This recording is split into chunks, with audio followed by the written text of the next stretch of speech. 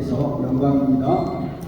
좀 많이 오셔야 내가 좀 힐링을 좀 하고 시작하려고 했는데 많이 안 오셨네요. 좀 빨리 좀 더 오실 수 있도록 해주시면 감사하겠고요. 제가 강주 북부 시찰 위원장도 맡고 있는데요. 요즘에 그 취임식들이 많이 있어서 뭐 당연직으로 사회를 보게 하더라고요. 인도라든가. 그래서 한 몇 번 봤는데 그때 그 시간에 사회가 분위기 조성을 어떻게 하느냐에 따라서 그 시간이 즐겁기도 하고 또 지루하기도 하더라고요. 그래서 제가 좀 즐겁게 하기 위해서 먼저 힐링 좀 하고 시작하겠습니다. 제가 여러분들에게 귀한 선물을 하나 준비해 왔습니다. 자, 선물 받으십시오. 받을 준비 되셨습니까? 네. 자, 여기서 꺼냅니다.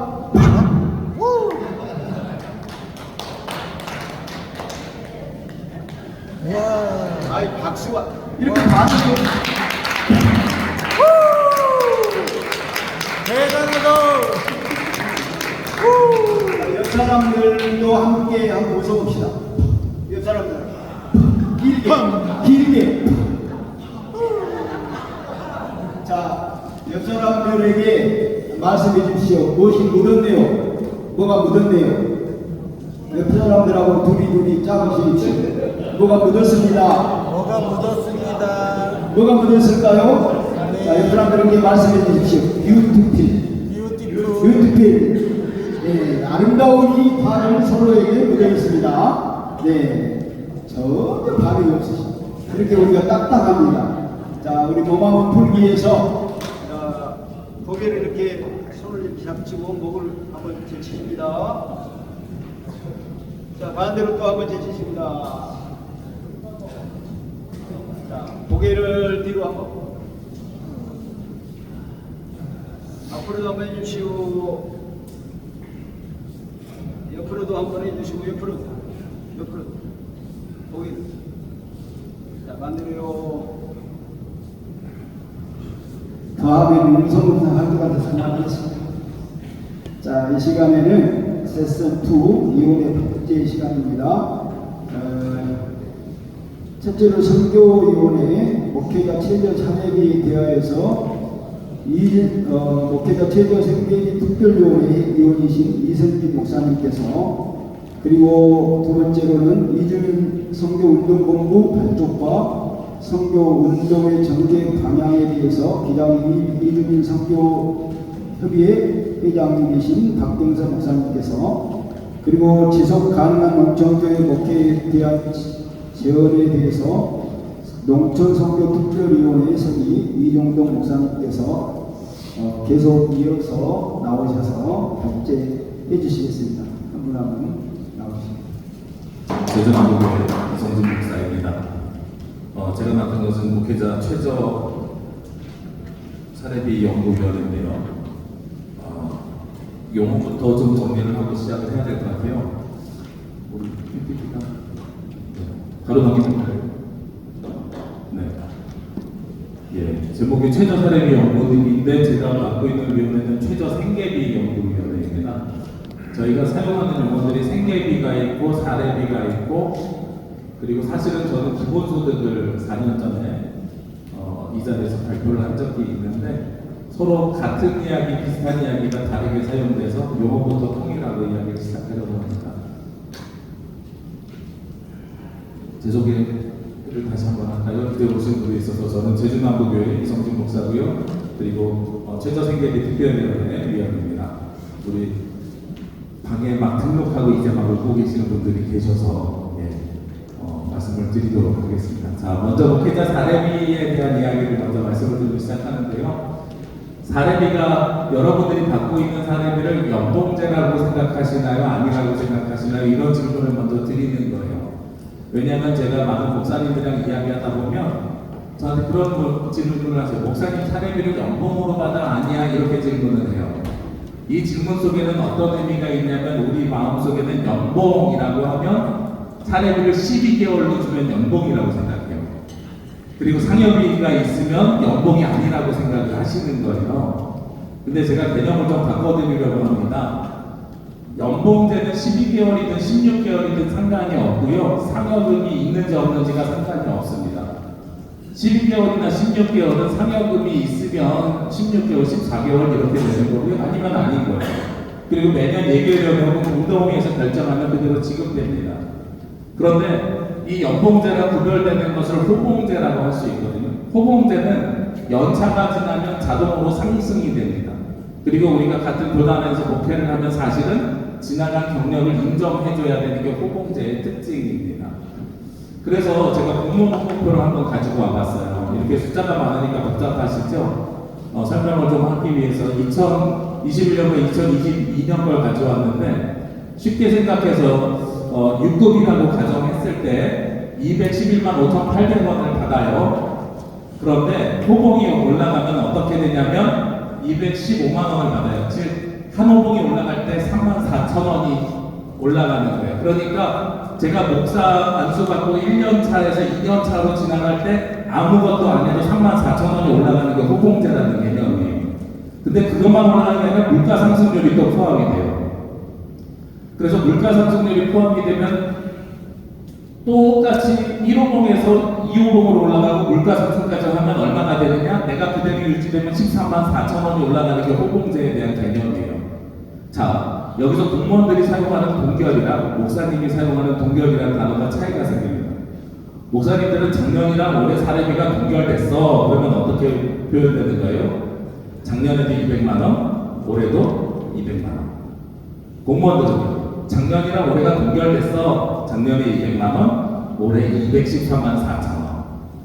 사회적으로는 개념이랑 우리의 개념이 다르죠. 동결이라는 개념이 일단 다르다는 것을 기억하시고 이야기를 시작해야 돼요. 대부분의 교회는 그래서 목회자 사례비를 호봉제처럼 해가 지나면 인상하거나 아니면 물가 상승을 따라서 인상을 하는 게 아니고요. 보통 어떻게 됩니까? 재정장로님이나 아니면 예결위원회에서 목사님 올해는 교회가 어려워서 작년이랑 5만 원 인상했습니다. 10만 원 인상했습니다. 이렇게 이야기하죠. 퍼센트하고 상관이 없어요. 그 다음에 또 어떤 경우에 저희 교회가 그래도 좀 괜찮아서 목사님 몇 년 동안 코로나 때 못 올렸으니까 이번에 20만 원 올리겠습니다. 이렇게 이야기하죠. 그러면 옆에 있는 목사님들이 그래요.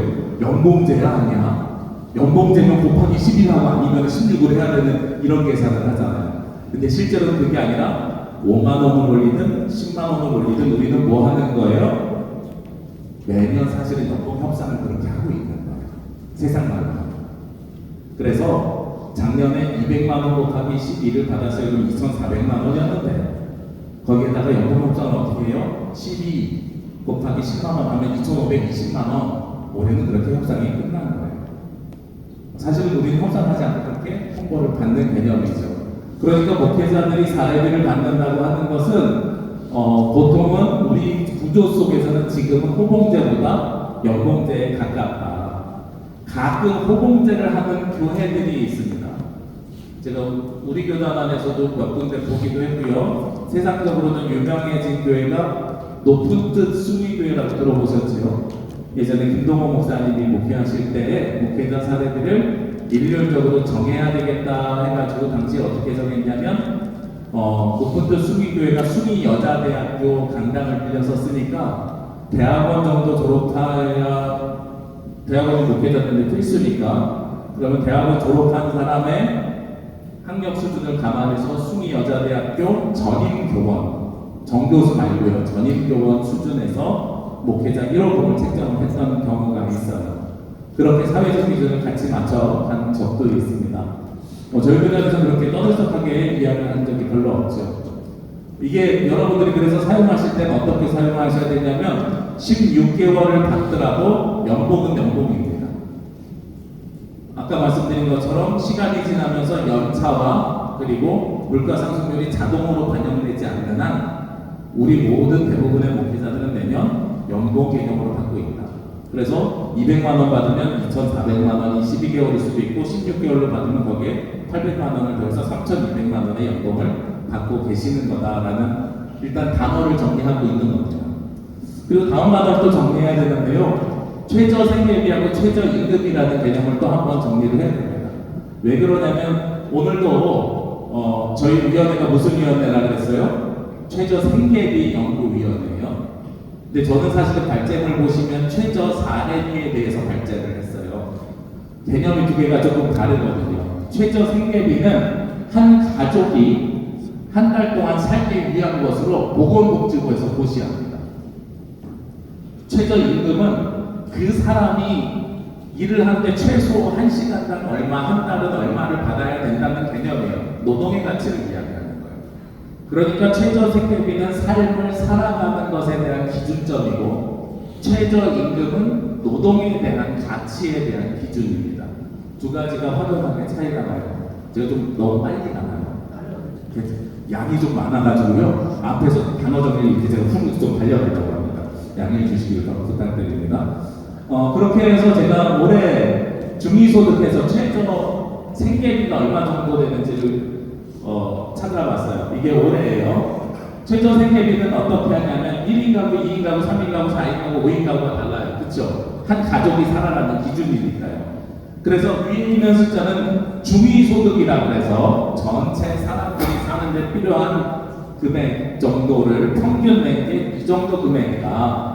그래서 보건복지부에서 정한 건 1인 가구 222만 8,445원, 4인 가족이면 470만 원이 있어야 한 가족이 살아갈 수 있다라는 개념이에요.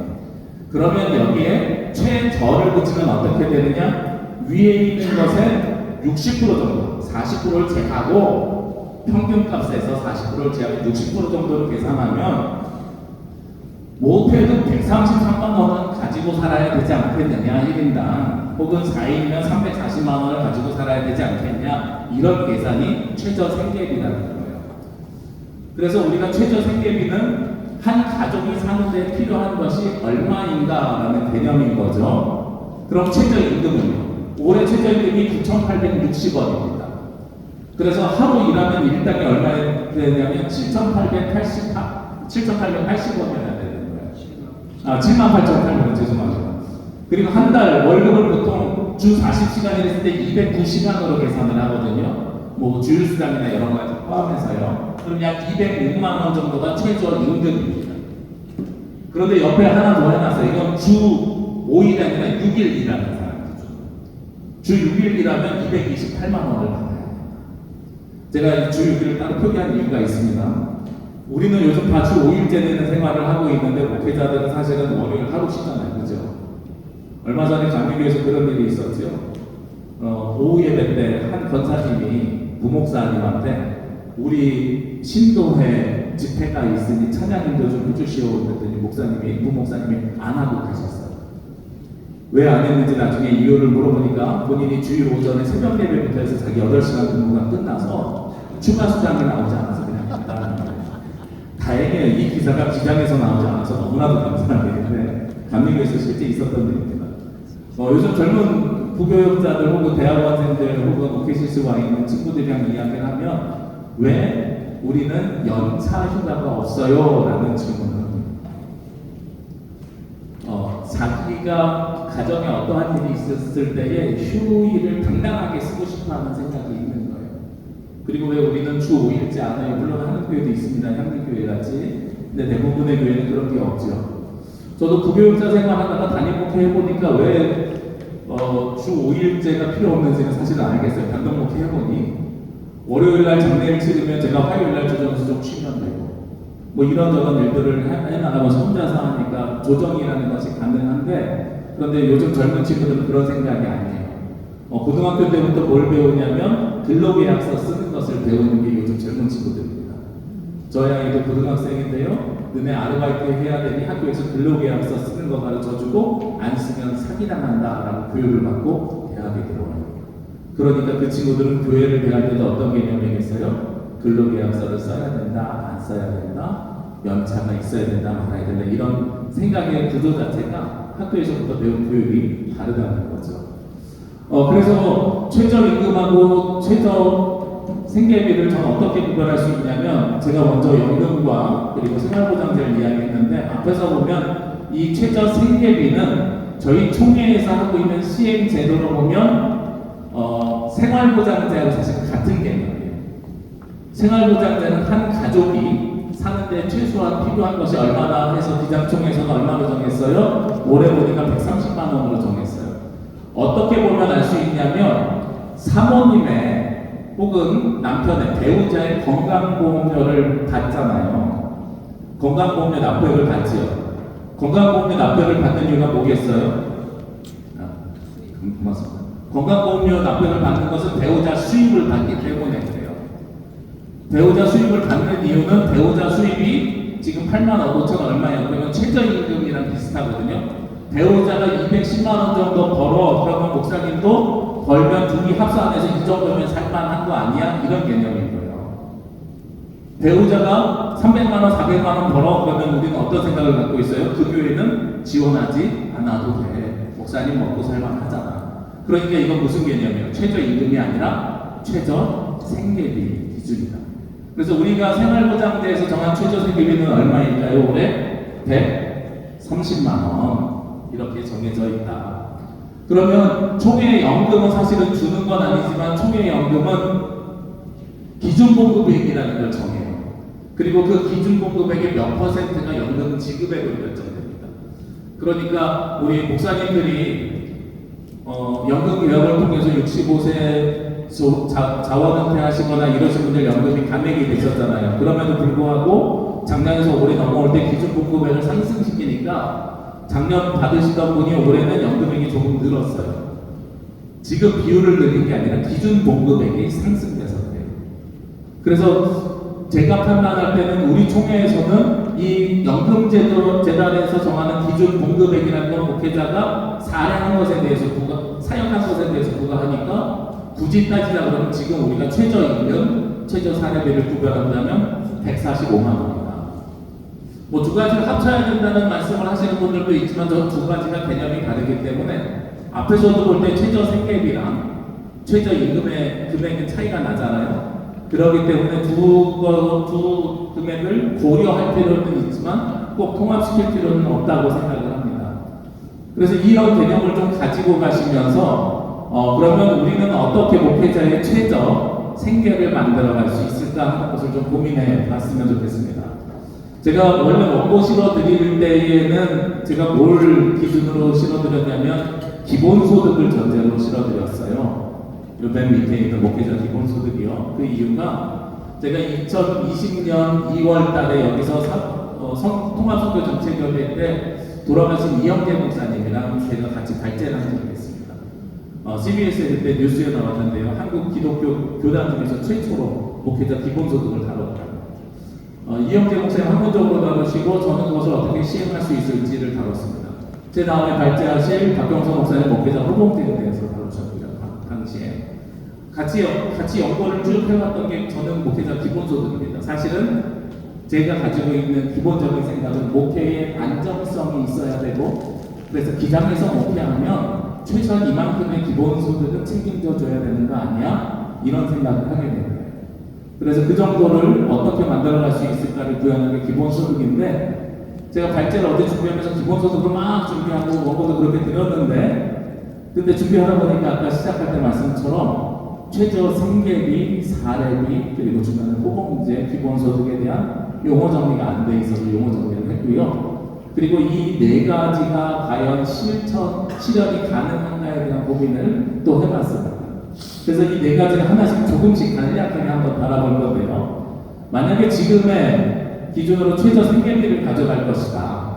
그래서 아까 말씀드린 게 최저 생계비는 뭐하고 가깝다 그랬어요? 우리 생활보장제랑 가깝죠. 그럼 생활보장제는 어떻게 개혁해서 갈 수 있을까?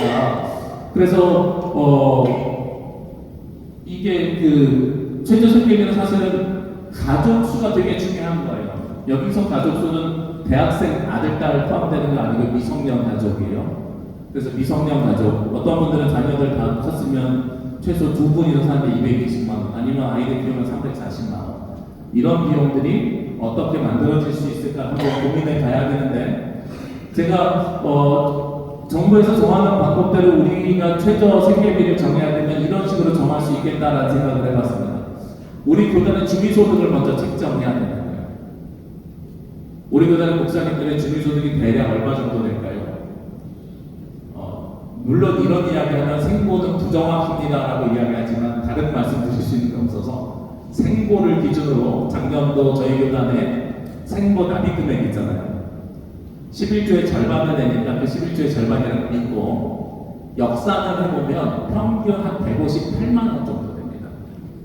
생보를 기준으로 해보면.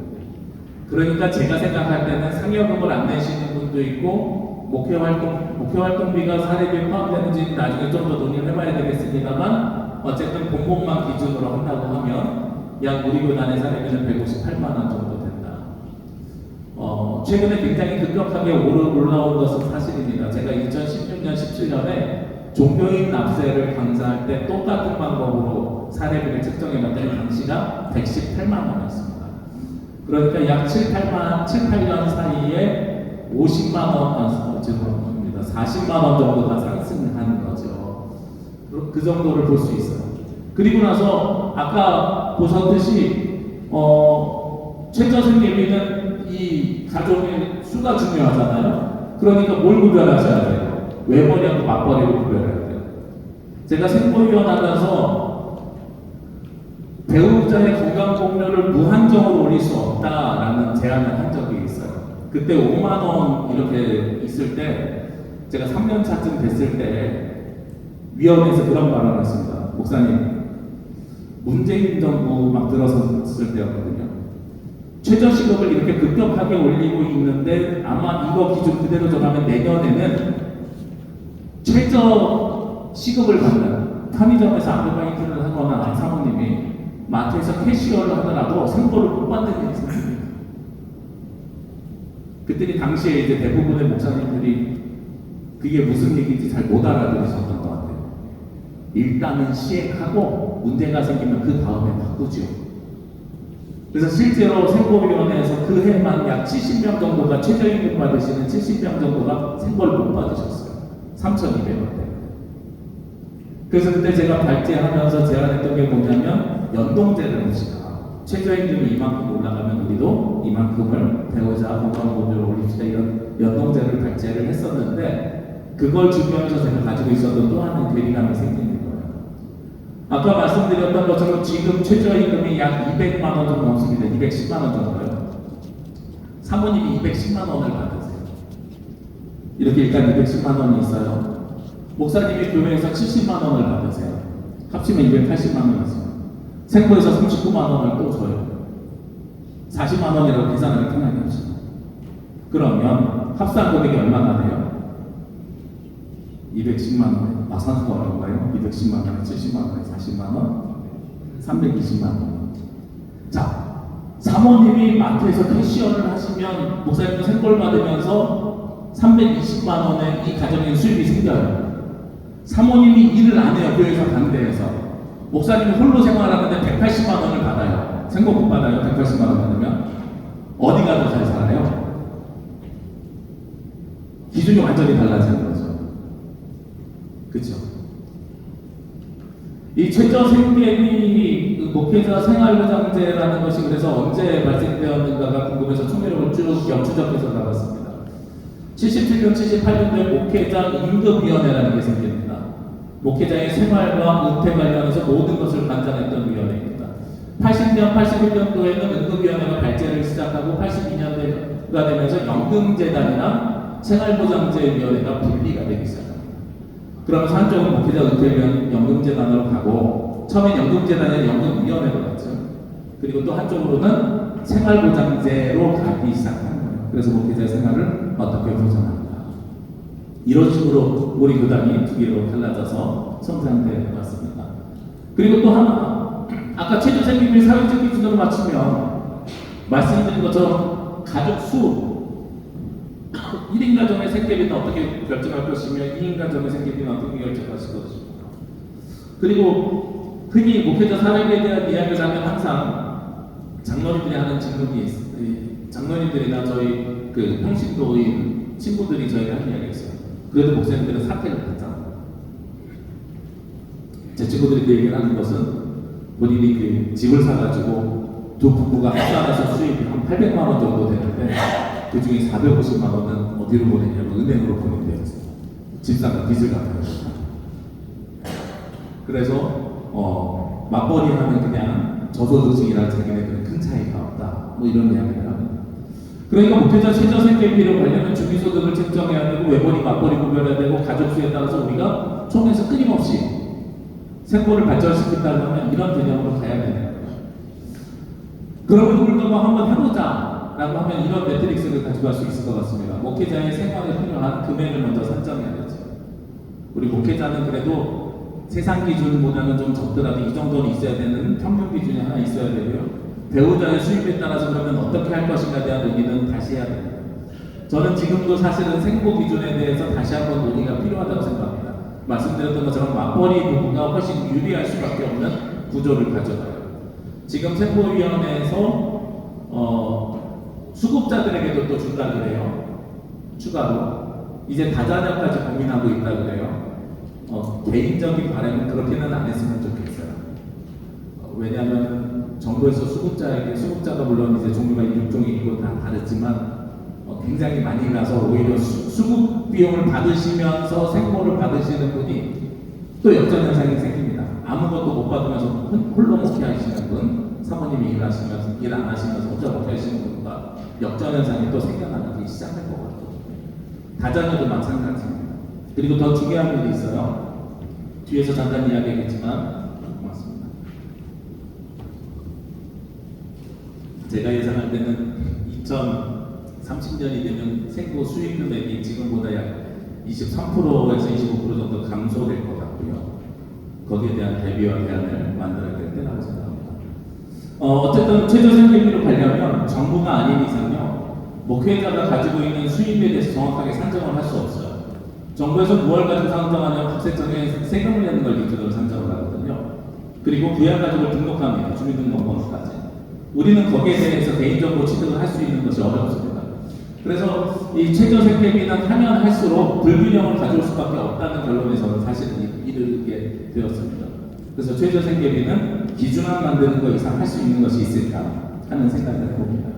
두 번째는 최저 사례비. 사회적으로 이야기하면 최저 임금 개념을 한번 또 설명을 드려보겠습니다.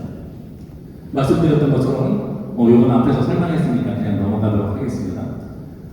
이렇게 목회자 최저 사례비를 가져가려고 하면 뭐가 있어야 되냐면 표준 사례비 명세표가 있어요.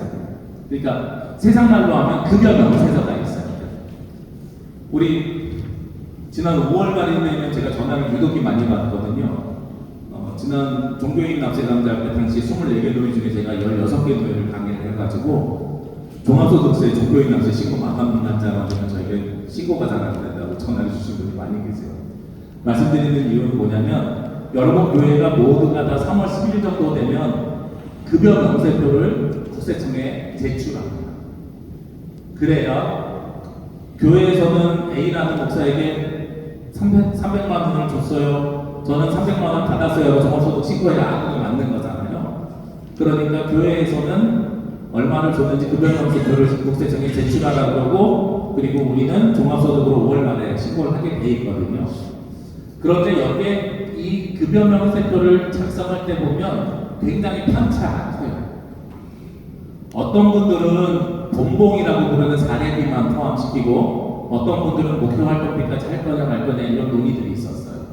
저희가 종교인 납세가 처음 시행될 때 보수교단 친구들이 참 고마웠던 것은 그 친구들이 끝까지 버텨가지고 사례비는 150만 원으로 하고 목회활동비 300만 원을 해도 법적으로 문제되지 않게 목회활동비는 치외법권으로 만들어 놔버렸어요. 네. 그럼에도 불구하고 우리 가운데 뭐가 필요하냐면 표준 사례비 명세표가 있으면 좋겠다. 그리고 목회활동비는 어느 것까지 들어가면 좋겠다라는 생각을 좀 했으면 좋겠어요. 왜냐하면 이게 기준이 없으니까요. 목회자가 임직을 옮길 때 얼마를 헌금해야 되지 이것도 사실은 고민되지만 더 고민되는 건 내가 가지고 있는 수입을, 내가 한 달에 받는 수입을 얼마로 산정해야 되지 하는 것에 대한 고민이 굉장히 크게 있습니다. 생활비용을 잡아야 돼요.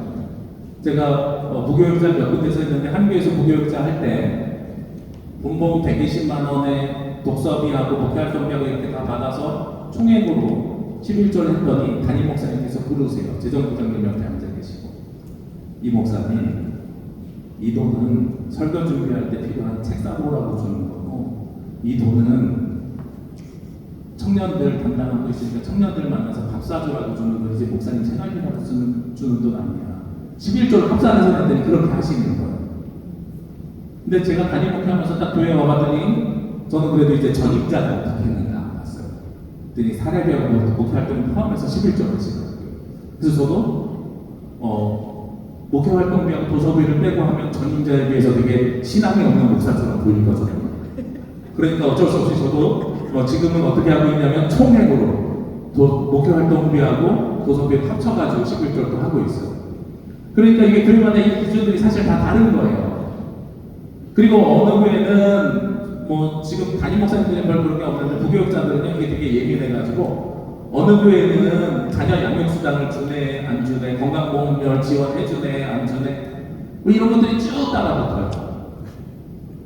근데 우리가 강하게 법으로 정할 수는 없지만 표준되는 이 정도는 사례비로 책정을 하고 명세표로 책정을 하고, 그리고 이 안에서 이만큼은 세금 신고하는 항목이고 요거는 여러분들 목회할 때 사용하는 항목이고, 이런 것들을 구별해야 되는 거죠.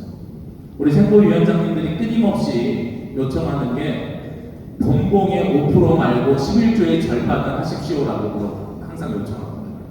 근데 제가 말씀드린 것처럼 11조의 기준이 다르다는 거죠. 그래서 이야기하는 사람의 의도와 듣는 사람의 의도가 충분히 다를 수 있는 거예요. 똑같은 용어를 써서. 그래서 이런 표준표가 있었으면 좋겠다. 그리고 나서 교단에서 뭘 정하면 좋냐면, 그러면 그 기준에 따라서 최저 이만큼은 줘야 되지 않겠어 라는 기준을 세워야 되는 거죠. 최저 임금에 따라서요. 그리고 목회활동비나 사택을 따로 구별져야 됩니다. 여기는 또 한 가지 문제가 생겨요. 어떤 문제가 생기냐면, 요즘은 특히 부교육자들 같은 경우는 전임뿐만 아니라, 물론 담임 목사님들도 이중직을 시작하는데 비전임, 우리가 법으로 통과시켜가지고 이제 인턴 수련 과정을 할 수 있게 했잖아요. 그냥 우리가 사용한 용어는 중전임과 파트타임에 대한 구별이 생깁니다. 제가 최저임금을 상상을 해보면서요, 한번 생각을 해봤어요. 서울 지역의 파트타임 전도사님 같은 경우는 사례비를 한 100만 원에서 120만 원까지 받는 분들이 계십니다. 토요일 주일 이틀 가는데 100만 원에서 120만 원. 같은 교회 풀타임은 200만 원을 받아요. 자, 여러분이 생각할 때는요, 주 6일 출근하고 200만 원 받는 사람과 주 이틀 출근하고 100만 원 받는 사람, 이런 개념이 돼버리는 거예요. 그러니까 여기에 대해서 최저를 결정할 때 시급 개념으로 적용을 할 수 있을까 없을까에 대해서 굉장히 어려운 개념이에요. 거기에 격차가 생기고 그 극단을 어떻게 메울 수 있을지에 대한 고민을 좀 해봐야 될 것 같습니다. 그래서 사역에 대한 사례를 지급하는 건 되게 중요한 일인데, 전임, 중전임, 파트타임에 대한 구별이 필요합니다. 근데 제가 여기에 안 쓰는 단어를 썼습니다. 공동청빙제도라는 개념을 썼습니다. 왜냐하면 이 최저임금이 정해져 있는 데들은 공동청빙을 해요. 미국의 UMC나 캐나다 연합교단 같은 경우는 여러분들 그런 말씀 들어보셨을 거예요. 2포인트 차지, 3포인트 차지. 한 교회가 목회자 사례비를 총회에서 200만 원 정했는데 200만 원을 못 주면 옆교회랑 같이 해서 재정규모에 따라서 그래 너네가 80만 원 우리가 120만 원 공동청빙해서 9시에 되면 너네가 11시에 되면 우리 교회에서 이런 식으로 공동청빙 제도라는 게 생겨나는 거죠.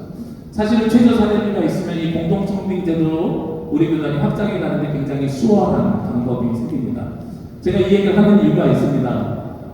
제가 95% 정도의 목회자 생년월일을 수집을 했습니다. 그러니까 신뢰 수준 95%예요. 100%는 아닙니다. 연도별로 목회자들 출생년을 이렇게 쭉 프로 작성했는데 보십시오. 내년에 만기 은퇴하셔야 되는 분들 수부터 자원 은퇴가 가능하시는 분들 수로 하면 엄청나게 많은 분들이죠. 요 표를 이렇게 공개하면 숫자 알아보기 어려워서 숫자로 써봤습니다. 자, 95%니까요. 이거보다 많으면 많지 적지는 않은 분들이 은퇴를 하세요. 2030년까지 만기 은퇴 298명입니다. 기장에서. 그리고 보통 저희가 자원은퇴 비율이 40에서 45% 정도 되거든요. 140명으로 예상 잡았습니다. 438명이에요. 근데요, 여기를 가져오지 않았는데 제가 95년부터 최근까지 대학원 입학생하고 그들이 입학과정 들어가고 목사하고 고시 응시하고 목사 안수 받는 비율을 표로 작성한 게 있습니다. 통계를 예를 로우 데이터 작성한 게 있는데, 그거에 근거하면 앞으로 들어올 학생들이 6년 동안 136명이에요. 목사 인직을 받을 사람들이. 몇 명이 사라지는 거죠? 기장 목사 300명이 2030년까지 6년 안에 사라집니다. 아까 고성택 목사님 발제하실 때 예장 합동 기준 가지고 오셨어요. 거기서 조사는 2038년이죠. 기장은 그 극감이 빠릅니다. 제가 조세복 결과 작년에 시작이 됐는데요. 제가 지난번 총무선거 나왔을 때 2020년에도 동일하게 말씀드렸는데 2023년을 기점으로 기장은 교인 감소보다 목회자 감소가 빨라집니다. 그러니까 저희는 지금 아주 중요하게 대처해야 되는 목회자 감소에 대한 대처를 해야 되고, 제가 이 숫자를 근거로 지금 기장에 있는 목회자가 전체 3,200명이라고 잡혀 있는데 무임 목사랑 은퇴 목사를 제외하면 현장에 있는 목사가 약 1,960명 전후예요. 전입도 도서까지 해서 2,100명이 조금 안 돼요. 그 중에 300명 가까이가 빠진다고 하면 몇 퍼센트가 없어지겠어요? 그냥 단순하게 2,000명 중에 300명이 없어져요. 15%가 빠지는 거죠. 근데 제가 생보가 얼마나 될 거라고 예측했어요? 20%에서 23%. 왜 그렇겠어요? 은퇴하시는 분들의 사례비는 많고, 새로 들어온 사람들의 1년차 부목사들의 사례비는 적기 때문에 그 비율까지 감안하면 제가 예측할 때는 20%에서 23% 정도 2026년이 되면 지금보다 생보가 줄어들 것이다. 연금도 마찬가지고 굉장히 심각한 말씀을 드리는 겁니다. 자, 그러면 이 수치에 따르면 예상 시나리오를 한 번 더 말씀을 드려볼게요. 우리 목사님들이 제가 항상 안타까운 건 뭐냐면 자꾸 뭘 보시냐면 기독교 신문을 보세요. 그래서 예장 통합이나 합동의 기준을 가지고 우리가 대비해야 됩니다라고 하는데, 우리는 신학생 감소도 마찬가지고 목회자도 감소도 마찬가지고 그 교단들보다 훨씬 빠릅니다. 우리만의 통계 자료를 가지고 대처를 하지 않으면 그네들이 2038년을 준비하기 시작하려면 지금 15년 남았잖아요. 우리는 6년도 안 남았어요. 아니요, 작년에 이미 역전에서 시작됐어요. 대비가 아니라 이제 수습을 해야 돼요. 달라진 세상이죠. 그리고 어디가 먼저 감소되겠습니까? 도시교회보다 지방교회가 먼저 감소합니다. 저는 기장이 다른 교단에 비해서 교인 수가 더 빨리 감소하는 여러 가지 요인이 있는데, 그 중에 하나를 뭐라고 생각하냐면 농촌교회, 특히 전북과 전남 지역의 농촌교회가 많은 것도 이유라고 생각합니다. 여러 가지 이유가 있는데, 올해 3월달에 여러분들 신문기사 보셨을 겁니다. 전국에 입학생이 없는 초등학교 158개. 1위가 어디예요? 전북이요. 2위가 강원, 3원이 경북, 4위가 전남이요. 전북과 전남을 합치니까 54개예요. 158개 중에 3분의 1을 넘어섰어요. 예장 통합은요, 그리고 한국 이곳에서 조사에서 기독교 인구가 수도권에 49%, 51%가 있습니다. 기장은 38%가 있습니다. 인구 센서스 조사 통계청 들어가서 보시면 전북 전남 지역에 한국의 기독교 인구가 약 18, 19% 있습니다. 예장 통합 그 비율 그대로 있어요. 기장은 38%가 있어요. 다른 데보다 빨리 줄어드는 게 당연한 일인 거예요. 근데 그걸 줄어든다고 해서 우리가 괜찮아 우리 자유하자는 얘기를 하는 게 아니고요. 그래서 대처가 도시교회랑 지방교회가 달라야 되고, 목회자 감소는 어디가 먼저 없어진다고요? 지방교회가 먼저 손을 하고, 그리고 농촌교회가 먼저 손을 하고, 그리고 부목사가 지금도 나뉘긴 한데 부목사보다 누가 먼저 없어져요? 최저 사례비 이하를 받는 생계가 어려운 단독 목회자들이 먼저 사라지는 거죠. 지방교회가 비어가기 시작합니다. 자, 그럼 어떤 일이 벌어지겠습니까? 아직은 타교자는 목회자가 부족하지 않고요. 최근 10년 이내에 목회를 못하는 사람들의 비율이 그 실천신학대학원 정재영 교수의 자료를 보면 몇 퍼센트 정도 되냐면 40%가 현장에 들어가지 못했다고 통계를 했어요. 예장 통합이나 또 우리 교단의 교회가 비어요. 한 권사님 그런 얘기 하신 거예요. 우리 조카가 정식으로 감리교 혹은 장로의 신학대학교 졸업을 했는데 임지가 없네. 우리 목사님 못 모시니 다음 목사님 오실 때까지 설교 목사로 무료 봉사한대요. 그럼 교회는 어때요?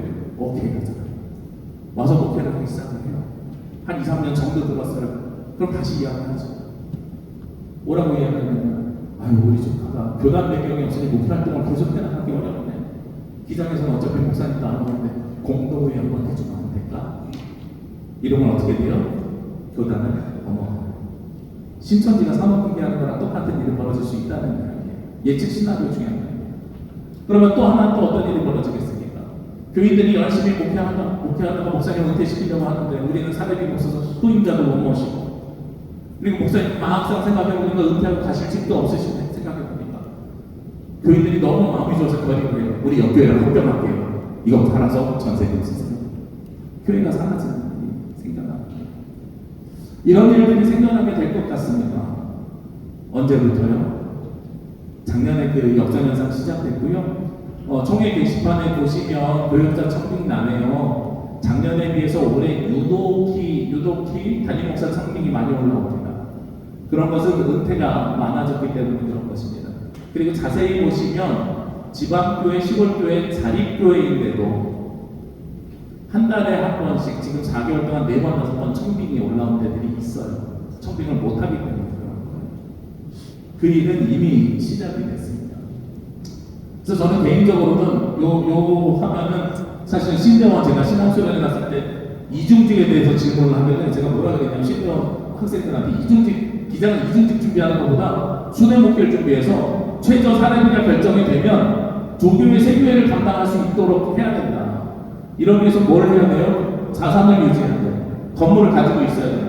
그리고 연합방해를 구성할 수 있어야 되고 인사권 조정이나 법을 고쳐서 공동청빙을 할 수 있는 방법으로 전환해야 그나마도 교회의 자산과 그리고 시골에 있는 마을들을 지켜낼 수 있다 하는 거예요. 그래서 이 최저 사례비에 대한 개념은 생계비보다 사례비에 대한 개념은 훨씬 더 저는 발전적인 개념이라고 생각합니다. 그래서 그 시작을 부교역자들부터 기준을 정해서 권고하면 명세표를 만들어야 되면 명세표를 만들고 금액을 정하고 나중에는 이런 청빙제도까지도 확장해서 성장해 나가야 되겠다 하는 생각을 해봤습니다. 제가 사용해야 되는 시간이 5분밖에 안 남았는데 좀 더 빨리 해보겠습니다. 이제 2가지면서 호봉제.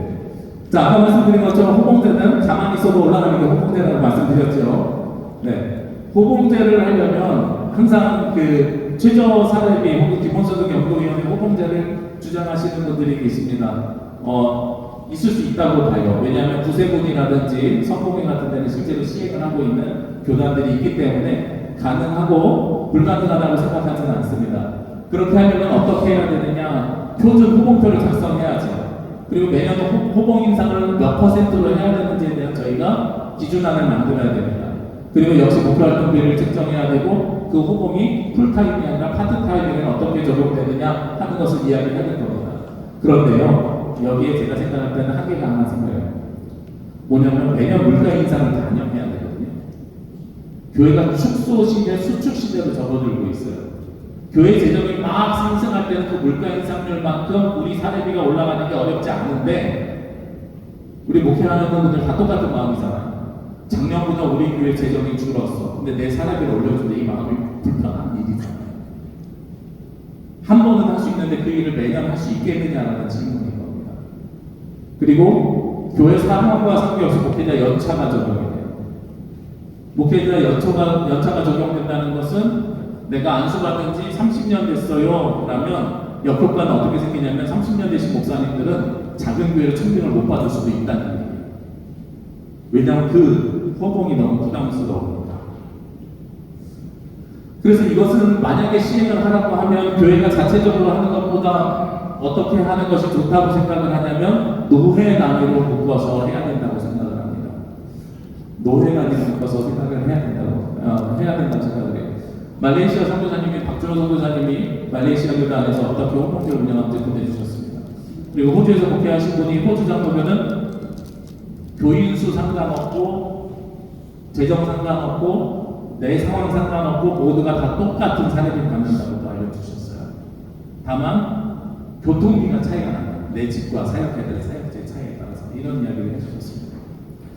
재원을 노예 단위로 만들어내야 되고 노예 단위로 합의를 봐야 되는 한계점이 있습니다.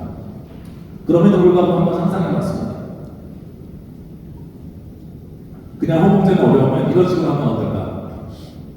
예를 들어 예산이 4천만 원 이하인 거예요. 그럼 사례비 비율을 70~80%로 권고해요. 교회가 작은데 왜 이렇게 목회자가 다 가져가냐 할 수도 있지만 목회자도 살아야 되니까 이 정도 권고를 하는 거예요. 그럼 4~7에 28, 2,800만 원에서 3,200만 원 정도를 주자는 거죠. 8천만 원 이하는 이 정도, 1억 2천 정도 이 정도. 이 리밋을 정해주는 거예요. 그리고 연체에 따라서 이렇게 받으면 어때? 그러면 목회자가 비어요. 우리 교회는 맞춰보는 거예요. 1억 2천만 원 정도? 그러면 한 4천에서 5천만 원 정도 줄 수 있어.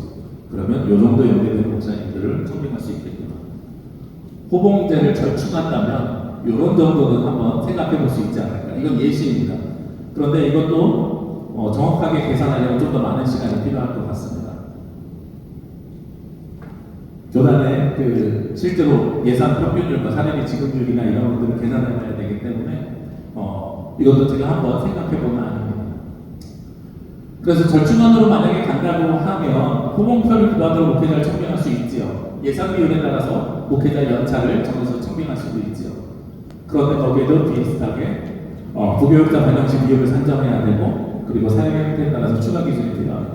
그런데 더 중요한 것은 강제성을 부리기가 어렵습니다. 권고 규정에 그칠 수밖에 없다는 한계점이 있습니다. 마지막으로 목회자 기본소득입니다. 기본소득은 코로나가 우리 전 국민에게 어떤 건지 알려주는 선물이기도 합니다. 실제로 북유럽 기본소득이 있고요, 경기청년 기본소득이 있고, 농민기본소득이 있고, 재난기본소득이 있습니다. 재난기본소득은 지난 코로나 때 여러분들 모두 받으셨을 겁니다. 경기청년 기본소득은 이재명 지금 당대표가 의원이라고 했나요? 당대표라고 했나요? 정당이 우리가 아니니까 그냥 의원이라고 해야 되겠네요. 의원이 경기도지사 할 때 모든 청년에게 주는 기본소득을 만들었습니다.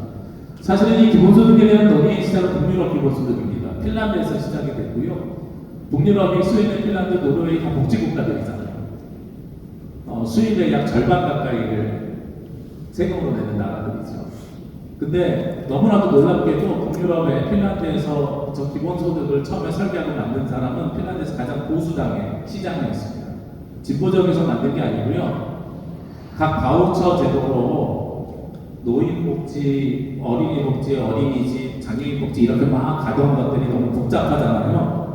그러니까 다 민영화해. 복지시설 국유화 안 시켜. 다 민영화하고 다 모아서 한 150만 원 줄 테니까 네가 어린이집 가고 싶으면 그 돈 갖고 어린이집 가고 노인복지시설 가고 싶으면 노인복지시설 가고 이렇게 생각해서 만든 게 사실은 기본소득 개념이에요. 그래서 개별적으로 들어가 있던 공공 예산을 다 통쳐서 모든 사람들에게 하나씩 n분의 1로 나눠주겠다 하는 게 사실은 기본소득의 시작이었습니다. 농민기본소득은 제가 하지 않고 있다가 농촌 특별위원회에서 아마 이야기하실 것 같습니다. 저는 그런 생각을 한번 해봤습니다. 생활보장제 헌금을 기본소득으로 전환하면 어떻게 될까? 목회자가 약 20%가 생보 수령하고 아까 했던 계산을 역으로 하면 1인당 얼마 받는지 아세요? 지금 생보를 다 나눠서 기본소득을 하면 전국에 있는 기장 목사님들이 매월 8만 원씩 받게 되는 겁니다. 그러니까 이 기본소득이 실효성이 있어 이런 생각으로 거꾸로 더 이해되는 거죠. 근데 저는 기본소득만으로는 유지될 수 없다고 생각하고 기본소득은 반드시 사례비로 같이 가야 된다고 생각합니다. 최저임금 혹은 최저임금과 연동되는 기본소득으로 가야 되고 동시에 목회자에게 사례비를 지급하는 거죠. 예를 들면 그런 거예요. 기본소득이 160만 원이면 이거는 노예에서 받고 최저임금 그리고 사례비는 교회에서 80만 원 정도 받는 개념. 그래서 두 가지를 연동형으로 가는 개념을 저는 사실 생각해봤습니다. 이렇게 하려면 뭘 적용해야 되냐면 동일노동 동일임금제도를 적용해야 됩니다. 동일노동 동일임금이라고 하는 것은 교회 크기하고 상관없이 목회자가 모두 감당하는 사역이 있습니다. 예배인도요, 새벽 예배인도요, 주일 예배인도요. 이걸 예전 사역이라고 하자고요. 성만찬을. 그리고 교회 크기에 따라서 다른 사역들이 있습니다. 장례를 하거나 성경 공부를 하거나 식방을 하고 교회 크기에 따라 달라요. 이걸 목양 사역이라고 하자고요. 예전 사역에 대해서 기본소득을 우리가 모두 금액을 맞춰서 주고 목양 사역에 따른 차등을 교회에서 보존해 주자. 이것도 역시 노예 단위의 고민이 필요한 거죠. 모든 예산을 노예로 모아서 노예에서 어느 교회가 크든 작든 10명이 예배하든 1000명이 예배하든 주일 예배를 모두 드리니 예전 사역에 대한 사례를 주고 그런데 그 교회에서 나는 장례나 신방이나 이런 규모가 다르니 목양 사역에 대한 사례는 교회에서 따로 주자라는 개념을 적용하면 저는 기본소득이 가능하지 않을까 하는 생각을 해봅니다. 제 엄마는 물론 상해비가 되겠죠. 몇 개의 그 예결사설을 가지고 시뮬레이션을 한번 돌려봤습니다. 상해비 5%를 가지고 노예 행사를 사용하고 20%를 기본소득으로 전환하는 거예요. 근데 그 20% 중에 약 큰 교회는 19%, 18%에서 19% 정도를 페이백 받아요. 작은 교회는 21%를 페이백 받는 거예요. 그리고 더 작은 교회는 생보 대신에 남는 잉여금액을 기본소득으로 받을 수 있는 게 생겨나는 거죠. 그런 식으로 계산을 하면 사실 가능할 것 같다. 한 서너 개 교회를 돌려봤더니 가능하다는 수치가 나왔습니다. 그리고 나서 그걸로 부족한 수치가 있어요. 그걸로 부족한 수치는 플랫폼을 좀 개발하면 좋지 않을까 하는 생각도 해봅니다. 어떤 개념이냐면 작은 교회가 받는 선교비를 받는 사람에게 신고하라면 신고 잘 안 하잖아요. 선교비를 보내는 사람에게 신고하라고 하는 거예요. 그러면 상해비가 올라가니까, 포션이 올라가니까 상해비 가면 왜 그런 거 있잖아요. 기부금 영수증 제출하고 세금 깎아주는 거. 그래서 우리 교회에서 농촌에 있는 교회 10개 교회 선교비를 보내는데 보내는 쪽에서 총회를 통해서 보내는 거예요. 지정기부 하는 거예요. 교회가 하고 싶은 대로 지정기부 하면 그만큼 재정이 들어오고 총회에서 카운트가 되잖아요. 그러면 늘상 하는 거 있죠. 저 보수적인 친구들이 하는 게 핀셋 지원. 어디가 못 받는지를 아니까 총회에서는 생활보장제나 아니면 들어온 수입을 어디다 지원해야 될지 일괄적으로 관리가 가능하죠. 교회의 선교 영향도 늘릴 수 있는, 유지시킬 수 있고, 그리고 부족한 데를 찾아낼 수 있는 효과적인 방법이 저는 선교를 보내는 사람이 신고하는 개념으로 가면 충분히 가능하겠다는 생각을 해요. 뭐 다른 교단에 보내는 거, 뭐 해외 보내는 건 각자 알아서 하시고 우리 교단 안에서 하는 겁니다. 네. 정리를 하면 그만큼이라도 가능하지 않을까라는 생각을 해보게 됩니다. 그래서 그러면 이걸 어떻게 해야 되나? 만약에 기본소득을 하려면 부교육자 최저 사례비 같이 이런 것들이 만들어지고요. 표준사례비 명세표가 생겨야 되고요. 플랫폼이 만들어져서 시범적으로 한두 개 노예를 운영을 해봐야 됩니다. 그러면서 거기에다 동시에 뭘 해야 되냐면 노예를 범인화시켜야 됩니다. 우리 장로교 정치하고 사회 정치를 맞춰가자고요. 장로교 정치보다는 모든 목사는 노예 소속이잖아요. 그래서 노예에서 사례비를 받는 거예요. 기본소득을. 그러면서 4대 보험까지 들면 사실은 출산이나 육아, 고용보험, 실업수당 이런 거 우리가 해결하지 않아요. 정부에서 다 해결해요. 단임 목사도 노예 단위로 법인화되고 노예 소속으로 바꾸면 저는 충분히 4대 보험에 가입이 가능하다고 생각합니다. 지금은 고유번호 증상 사업 주기 때문에 줄밖에 안 되거든요. 그래서 노예 단위로 법인화를 시켜서 노예단 목사들을 귀속시켜야 됩니다. 그래야 이 제도가 가능하다는 거예요. 이게 전제예요. 그리고 그게 장로교 정치하고 사실은 맞죠. 모든 목사가 노예 소속이니까요. 좀 우리가 좋아하지 않는 불편한 표현이긴 하지만 사회적으로 보면 한국기독교장로회 총회의 제주 지점에 제가 소속된 목사로 제주 남부교회라는 대리점에 파송된 정주가 되는 거죠. 이런 개념으로 적용을 하면 충분히 이 제도가 가능하다고 저는 생각하고 있습니다. 예, 이야기를 마치겠습니다. 제가 4가지 예시를 드렸습니다. 최저 생계비, 최저 사례비, 목회자 호봉제, 그리고 목회자 기본소득까지 우리에게는 4가지 선택지가 있습니다. 지금의 생보를 발전시켜서 생계비를 갈 것이냐, 아니면 기준을 정하고 최저 사례비를 정의해서 2포인트, 3포인트 차지를 하면서 공동청비까지 확장시켜 갈 거냐, 아니면 호봉제를 적용할 거냐. 그리고 호봉제를 아까 말씀드렸던 절충안을 또 만들 수 있죠. 그리고 마지막으로 기본소득으로 나아가서 우리가 누구든 목회만 하면 기본적으로 예배만 열심히 드리면, 그리고 사역만 열심히 하면 생길 수 있는 수입이 생기는 구조로 갈 거냐라는 겁니다. 마지막 화면입니다. 4가지 중에 어떤 거를 선택을 하든지 방향을 일단 선정을 하면 현재 상황을 조사해야 됩니다. 지금 갖고 있는 교회 사례비가 어떤 사례비인지, 그리고 불이익당할 불안감을 조성하지 않고 사역의 형태가 어떤지, 그리고 각 교회가 사택이 있는지 없는지, 목회활동비는 얼마를 받고 있는지, 그리고 각 교회 재정 대비해서 사례비 얼마를 받고 있는지에 대한 객관적인 통계와 데이터가 저는 있어야 될 거라고 생각합니다. 왜냐하면 그런 자료 없이 이런 일들을 해나가기 어렵기 때문에 그렇습니다. 그리고 나서 그 다음에 표준 면세표를 작성해야 됩니다. 각 교회마다 맞춰가는 작업이 필요하죠. 그리고 나서 재원을 그러면 어떻게 만들 거냐. 노예 단위 계획, 교회 단위 계획, 총회 단위 계획이 세워져야 되는 것입니다. 그래야 어느 방향으로든 갈 수 있을 거라고 생각합니다. 제가 준비한 건 여기까지. 네, 감사합니다.